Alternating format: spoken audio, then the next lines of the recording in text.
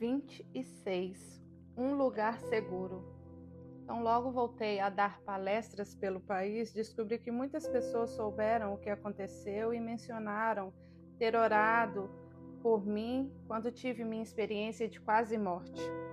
Eu ainda estava naquele importante período de recuperação de 5 anos e não encontro palavras para expressar minha gratidão por tanto apoio recebido. Durante aqueles anos, houve 3 mulheres de estados e países diferentes e em épocas diferentes que me contaram algo muito interessante que sentiram quando o Senhor lhes revelou o meu passado. Todas usaram exatamente as mesmas palavras. A primeira que compartilhou comigo aquela informação especial surpreendeu-me. Obrigado por ter me contado, eu disse. Nunca pensei nisso dessa maneira. Guardei na memória o que ela disse, mas não a conhecia, nem tinha ideia do que fazer com algo tão estranho para mim naquela época. Aparentemente ela fora muito sincera e possuía aquele espírito meigo e humilde que as pessoas que ouvem Deus em geral possuem. Mas nunca pensei em nada semelhante àquilo e não sabia o que fazer. Sabia que a Bíblia diz em 2 Coríntios 13:1, toda questão precisa ser confirmada pelo depoimento de 2 ou 3 testemunhas. Então orei. Senhor, se existe alguma verdade nisso, que seja confirmado por mais 2 testemunhas. Não ouvi nada semelhante por pelo menos 1 ano ou 2. Uma tarde, depois de dar uma palestra num congresso no Canadá, outra senhora abordou-me e disse a mesma coisa que a primeira tinha dito. Até usou umas palavras iguais. Continuei achando aquilo estranho e não entendia absolutamente nada. Agradeci-lhe por ter me contado e disse que outra pessoa tinha me dito as mesmas palavras havia pelo menos 1 ano. Vou orar para saber o que o Senhor vai falar ao meu coração a respeito disso, prometi. Achei uma coincidência interessante ouvir a mesma mensagem de 2 mulheres de países diferentes. Mais uma vez pedi a Deus que me mostrasse a verdade sobre o que elas disseram. Senti que aquelas palavras anulavam o estrago que havia sido feito em minha vida no passado. Não consegui de forma alguma entender sobre o que elas estavam falando. Cerca de 2 anos depois voltei a Los Angeles para dar uma palestra em um congresso enorme na igreja onde eu havia aceitado o Senhor. Aprendi muitas coisas sobre Deus naquela igreja durante 23 anos, antes de Michael e eu sermos conduzidos a nos mudar para o Tennessee. A igreja havia crescido muito, possuía milhares de frequentadores e era conhecida internacionalmente. Havia pessoas do mundo inteiro para participar daquele congresso em particular. O templo enorme estava lotado. Mais uma vez, falei de meu passado e das consequências perniciosas de ter sido trancada em um armário durante muito tempo em minha infância. Contei que tudo o que fiz para acabar com aquela dor emocional que sentia todos os dias só servira para me levar para mais perto da morte. Deus, porém, me resgatou quando aceitei Jesus como meu Salvador e transformou a minha vida. Naquele congresso, foi maravilhoso rever muitas de minhas amigas de antigamente. Uma delas foi Rebeca, a filha do pastor Jack, e também uma de minhas parceiras queridas de oração durante anos. Não consegui conversar muito com ela porque havia muita gente se aproximando para me cumprimentar. Apenas almoçamos juntas rapidamente em companhia de minha filha que viajara comigo. Preciso lhe contar uma coisa que o Senhor me mostrou. Vou colocar em uma carta e enviá-la a você, disse Rebeca. Logo depois que Mandy e eu voltamos para casa, recebi a carta prometida com as mesmas palavras vindas do Senhor que as outras 2 mulheres me haviam dito. Só que a carta de Rebeca continha muito mais detalhes, e como a carta havia sido escrita, eu poderia relê-la várias vezes. E mais, pelo fato de conhecer Rebeca muito bem e há muito tempo, sabia que ela era muito firme na palavra. Sabia também que ela ouvia a voz de Deus de forma muito intensa, e isso me dava certeza de que ela andava sempre com o Senhor. Depois de ler a sua carta, percebi que Deus me havia preparado para ouvir a mensagem dela. Para isso, ele usara outras 2 mulheres que me disseram palavras semelhantes. Rebeca escreveu: Querida Storm, quero lhe contar o que o Senhor me disse quando você falou dos armários de sua infância. Aqueles armários foram criados por minha mão para poupar a vida de Storm. Aquilo que Satanás destinou para o mal eu transformei em bem. Por mais assustador que fosse, passou a ser um lugar seguro onde a vida dela foi protegida e preservada.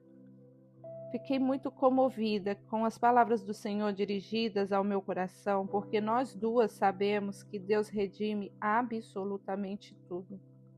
As palavras de Rebeca me tocaram fundo ao coração, à mente e à alma. Aquela mensagem que partiu da boca de 3 testemunhas não podia ser desprezada.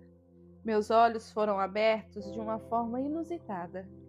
Nas 2 vezes anteriores que ouvi aquelas palavras, não entendi por que Deus usaria algo tão prejudicial para me proteger. Não conseguia ligar uma coisa à outra. Mas as palavras de Rebeca explicando que Deus redime absolutamente tudo, tornaram tudo claro. Além de me libertar de meu passado, ele redimiu tudo a ponto de usar para o bem todas as coisas dolorosas e prejudiciais que aconteceram comigo.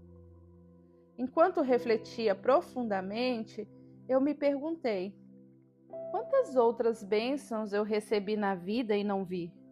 Ou quem sabe, repeli, que foram criadas por Deus para ser um lugar seguro para mim.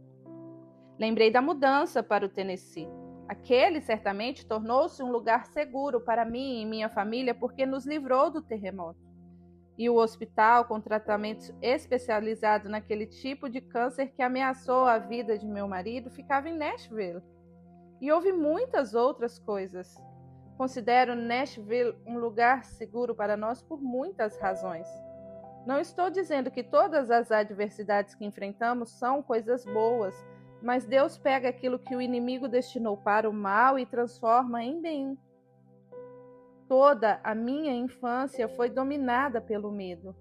Tinha medo de minha mãe, medo de outras crianças, medo de pessoas, medo de altura, medo de escuro, medo de morrer, medo de acidentes de carro, medo de ir para o hospital, medo de não chegar a tempo ao hospital, medo de qualquer coisa que pudesse me acontecer.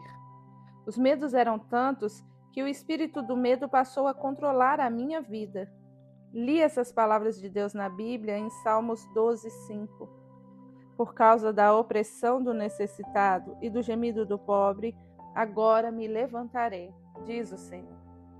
Eu lhes darei a segurança que tanto anseiam. Deus colocou-me e a minha família em um lugar seguro que eu tanto ansiava durante muitos anos. A época em que me senti mais vulnerável e exposta ao perigo foi quando Sandy estava me perseguindo. Mas Deus manteve a minha família em um lugar seguro e Ele sempre me mantém em segurança onde quer que me conduza. A vontade de Deus é um lugar seguro. Não significa que estamos livres da adversidade, mas quando elas acontecem, sinto a mão protetora de Deus e sua paz. Não devo achar que a paz e a segurança de Deus sejam fatos consumados. O apóstolo Paulo escreveu sobre o dia em que o Senhor virá. Ele diz em 1 Tessalonicenses 5, de 2 a 4: Pois vocês mesmos sabem perfeitamente que o dia do Senhor virá como o ladrão à noite. Quando disserem paz e segurança, então de repente a destruição virá sobre eles. Como dores a mulher grávida, e de modo nenhum escaparão. Mas vocês não estão nas trevas, para que esse dia os surpreenda como ladrão. Paulo prossegue dizendo que nós, os filhos da luz, devemos estar atentos e sóbrios. Devemos estar sempre vestindo a couraça da fé e do amor e o capacete da esperança da salvação. No versículo 8. O dia do Senhor é a volta de Cristo, que ocorrerá inesperadamente como um ladrão à noite. Há, porém, uma boa notícia para nós que cremos em Deus e aceitamos o seu Filho. É que não viveremos nas trevas a este respeito. Não seremos pegos de surpresa porque somos filhos e filhas da luz. Temos Jesus, por isso temos a luz de seu Espírito Santo em nós. Jamais andaremos nas trevas a menos que escolhamos nos afastar dele e vivermos separados por falta de arrependimento. Estar atento significa orar sem cessar. Não devemos estar embriagados com os nossos desejos, mas estar alerta a tudo o que Deus está fazendo e a tudo o que Ele deseja fazer em nós e por nós. Devemos estar preparados para o que virá, do contrário, será tarde demais. Anos atrás, quando aceitei o Senhor, li muito a Bíblia e vários outros livros cristãos sobre o fim dos tempos. Na época, eu não entendia como algumas daquelas coisas poderiam acontecer. Por exemplo, como todas as pessoas poderão ver juntas a volta do Senhor? Ora, é fácil entender isso. Com a tecnologia avançando tão rápido, é possível, sem sombra de dúvidas. Estamos vendo alguns países do mundo alinhando-se contra outros países, conforme a Bíblia prediz. Todas as profecias poderão se cumprir a qualquer momento e devemos estar preparados. Não precisamos viver com medo, pois somos filhos e filhas da luz de Cristo. Fomos escolhidos para ser salvos por Jesus e viveremos definitivamente em um lugar seguro.